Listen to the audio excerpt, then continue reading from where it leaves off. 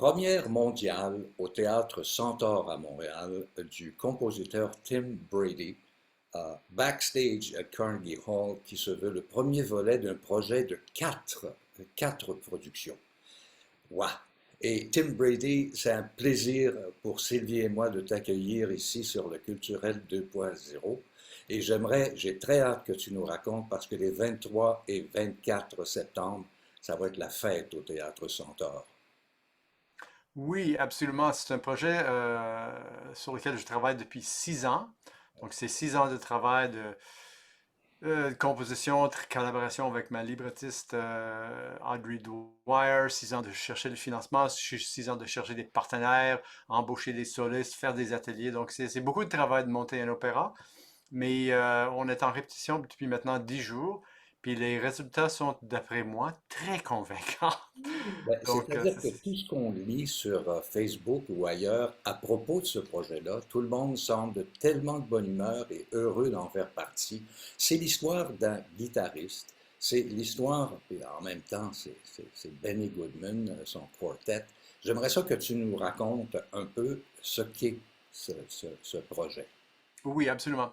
L'essentiel du projet tourne autour de deux ou trois événements principaux et qui sont historiques, qui sont vrais. Donc, ça commence avec la réalité.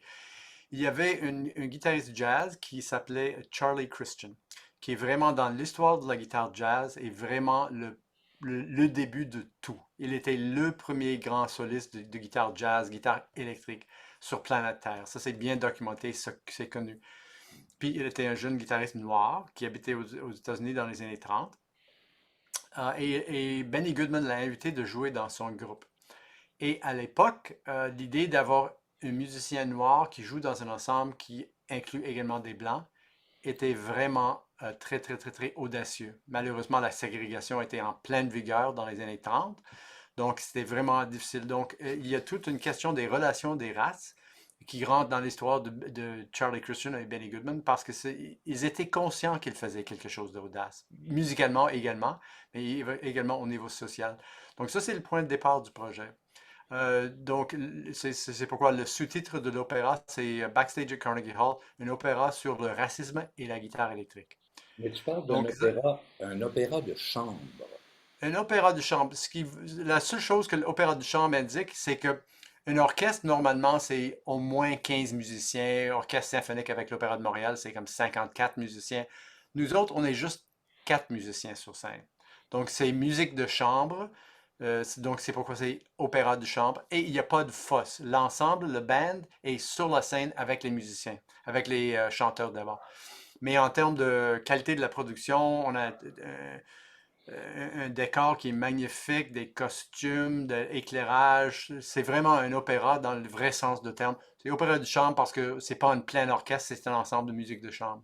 Mais par contre, je dirais qu'avec guitare électrique, clavier numérique, violon et clarinette basse, on réussit à créer vraiment beaucoup, beaucoup d'ambiance et d'atmosphère. C'est quasiment aussi bon qu'un orchestre symphonique. Peux-tu nous les nommer, justement, ces musiciens-là? Oui, absolument. Je ne le cache pas, c'est moi-même à la guitare électrique. C'est Pamela Reimer au clavier numérique, Ryan Truby au violon. Et c'est la première fois que je travaille avec Ryan, puis il est remarquable comme violoniste. Et Charlotte Layac comme clarinettiste. Tu la OK. connais, toi, la violoniste? C'est un violoniste, c'est Ryan Truby qui vient d'arriver, ça fait pas très longtemps à l'Orchestre métropolitain. Oui, Oui. c'est un excellent violoniste. Et puis, et les arrangements, c'est de toi? Oui, la composition, c'est moi qui ai fait tout. J'ai fait la composition, j'ai fait l'orchestration. Évidemment, Véronique dirige, mais lors des répètes, parfois, je fais, ah, peut-être on va couper cette mesure-là, peut-être on va ajouter. C'est le processus de création. Remarque, la création est juste dans 7 jours. J'ai arrêté de faire des petits changements. Il faut commencer à concrétiser l'affaire. Mais pendant comme quelques premières journées de répétition, il y a toujours des petits détails qui sont à améliorer. Et tu parlais de Véronique, on parle de Véronique Lucier, qui est la chef Oui, de cet ensemble. C'est la oui. première fois que vous travaillez ensemble? Non, je travaille avec Véronique depuis 7 ans. Elle a fait beaucoup de mes projets avec des 100 guitares électriques parce que pour mes projets de 100 guitares électriques, j'ai besoin de 4 ou 6 chefs. Donc, c'est comment j'ai rencontré Véronique il y a 7 ans. quand elle était encore aux études. Puis elle travaille bien. Elle est très le fun de travailler avec. Elle est très plaisante comme personne. Mais elle fait un travail de préparation qui est comme fanatique en détail, pas possible. C'est comme elle connaît la partition par cœur. Elle peut chanter tout, tout, tout. Donc vraiment, elle fait un travail de préparation et de répétition vraiment d'une très grande qualité. Qui dit opéra dit livret et Oui. librettiste également. Alors, parle-nous un petit peu de cette personne qui est responsable des textes. Oui, Audrey Dwyer, c'est une écrivaine de Winnipeg. Elle habite maintenant à Winnipeg. Elle a habité à Toronto pendant plusieurs années. Moi, je l'ai connue à Toronto.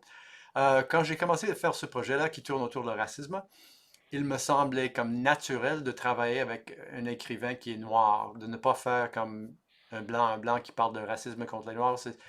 C'est pas crédible et c'est pas réaliste. Genre, il faut avoir la perspective des autres personnes. Donc, j'ai contacté le Black Theatre Workshop, qui est une compagnie de théâtre ici à Montréal, Qui et j'ai existe dit, depuis tiens, plusieurs années déjà. Là. oui, ils existent depuis plus que 50 ans. C'est vraiment une ancienne compagnie. J'ai contacté les autres, j'ai dit, tiens, d'abord, je connais pas beaucoup d'écrivains, puis surtout, je ne connais pas d'écrivains noirs.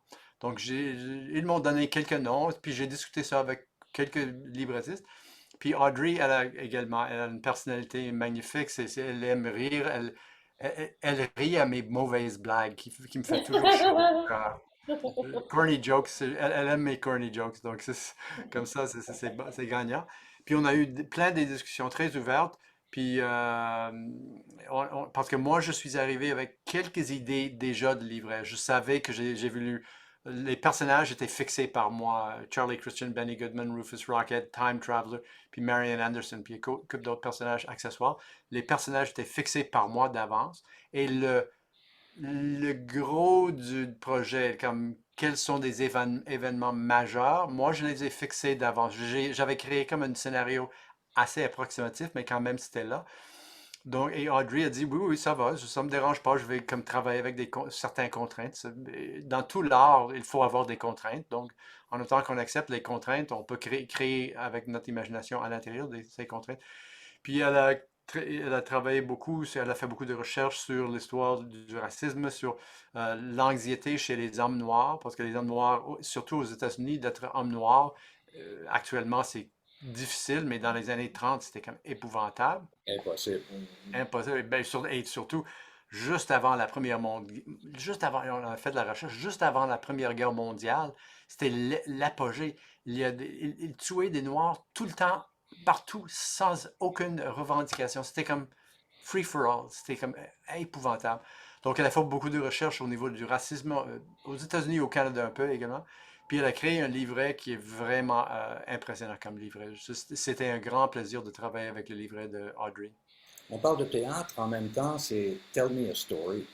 Alors, il faut Oui, construire cette histoire-là et que ça ait un sens. oui, l'histoire est assez simple. Charlie Christian, on commence l'opéra. Charlie Christian est backstage à Carnegie Hall, est en coulisses de Carnegie Hall, avant un de ses grands concerts avec le Benny Goodman Sextet, qui était le 24 décembre 1939, qui était enregistré par la suite, qui est sorti comme un disque dans les années 40, qui a vraiment fait la réputation de Charlie Christian, malheureusement après son décès.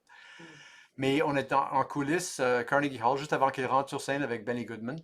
Puis ils se sentent assez nerveux. C'est comme je joue Carnegie Hall, je suis un homme noir qui joue avec des blancs. Il y a tout l'historique, tous les aspects culturels, sociaux qui rentrent dans sa tête juste avant qu'il rentre sur scène. Juste avant de rentrer sur scène, un être apparaît qui est une voyageuse temporelle, un time traveler. Puis Charlie dit, mais voyons donc, est-ce que je rêve? Est-ce que c'est pas... Puis l'histoire est vraiment gérée par le time traveler. Charlie voyage dans le temps. Puis c'est le time traveler, le voyageur temporel, qui le mène dans différents décors. Donc Charlie rencontre son père, qui est mort en 1926. Il rencontre Rufus Rockhead, le grand propriétaire du club montréalais des années 30-40. Il rencontre Orville Gibson, le gars qui a inventé la compagnie de guitare Gibson Guitars. Il rencontre Marian Anderson également. Donc, il voyage à travers le temps pour rencontrer toutes ces personnes-là et discuter différents aspects de la musique, mais surtout le racisme. Mais parlant de ces personnages, peux-tu nous nommer ceux qui vont personnifier justement? Oui, on a 5 chanteurs de très grande qualité. Commençons avec nos 3 Montréalais. Il y a Ruben Brutus qui est ténor, qui va être Charlie Christian. Il y a Clayton Kennedy qui va être notre Benny Goodman et Orville Gibson. Et il y a Frederica Petithomme qui va être notre Marian Anderson. Puis on a cherché 2 chanteurs de Toronto, Alicia Alt qui est notre voyageuse temporelle et Justin Welsh qui est à la fois Rufus Rocket et le père de Charlie Christian qui se nomme Clarence Christian. Donc, c'est vraiment un opéra avec des voix opératiques. Oui, mais vous soulignez quelque chose. Oui, ce sont des gens avec formation opéra, mais beaucoup de gens avec lesquels je travaille ont également beaucoup d'expérience dans le théâtre musical. OK. Donc, ce que nous cherchons comme timbre et comme façon de projeter, surtout parce que pour moi, la compréhensibilité du texte est primordiale. Même si on va avoir des surtitres, va avoir des surtitres, je souligne, bilingues. Donc, on va avoir des sous-titres bilingues. Mais quand même, je veux idéalement que tout le monde puisse comprendre les textes comme ils sont chantés. Donc, nous avons trouvé un terrain. C'est pas la grande opéra genre Wagner, genre Verdi. C'est un type de voix qu'on utilise qui est comme mi-chemin entre l'opéra et le théâtre musical. Parce que le théâtre musical, la force du chant de théâtre musical, c'est que les textes sont toujours très clairs. Mhm. Et le contrainte de l'opéra, parfois les textes sont pas clairs. Puis pour moi, la clarté de texte est importante. Donc on a travaillé pour trouver un équilibre entre les deux. C'est très vrai ce que tu dis parce que lors du dernier concours musical international, il y avait deux catégories, aria et théâtre musical. Donc, ce que tu racontes est absolument vrai. J'aimerais, Tim, profiter de l'occasion pour que tu nous parles du projet dans son ensemble. Tu sais, tu as mentionné, tu as mis 4 doigts à l'écran tout à l'heure, ce qui veut dire il y en a 3 autres qui vont suivre. Oui, c'est vraiment mon grand projet fou de 4 opéras qui sont tous reliés dans tous les opéras. Il y a le Time Traveler, le voyageuse temporel. Donc tous les opéras jouent avec le voyage dans le temps comme thème central et les opéras font une petite référence aux autres opéras. Donc on a le premier opéra qui est maintenant, le deuxième opéra qui est déjà complété puis le financement est en place, ce qui va être créé en avril 2024 en collaboration avec Chant Libre. Mhm. Les 2 autres opéras sont bien enclenchés. On a déjà eu un peu de financement, puis on a déjà commencé à faire le travail. Les 2 autres opéras vont être dans 25 et 26 si tout se déroule tel que prévu. Ce sont tous des opéras de chambre pour l'instant. Et Mhm. justement, tu parles de financement. Comment on finance ça, un projet de cette envergure? Avec du cash! Bien sûr. Mais on le prend où, ce cash? Oui. Ben, finalement, c'est principalement les conseils des arts, le Conseil des arts du Canada, le Conseil des OK. arts du Québec et le Conseil des arts de Montréal. Mais pour Backstage à Carnegie Hall, on a été très chanceux d'avoir une subvention vraiment majeure du Centre national des arts d'Ottawa, Génial, Oh, génial. bravo. Et on parle de qui a aidé beaucoup. coproduction aussi.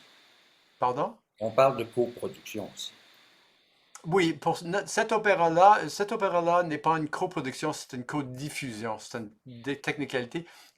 La production est de ma compagnie, Brady Works. On Mhm. fait une codiffusion avec Chant Libre et De Le Vivier. vivier. Parce que la différence, c'est très facile.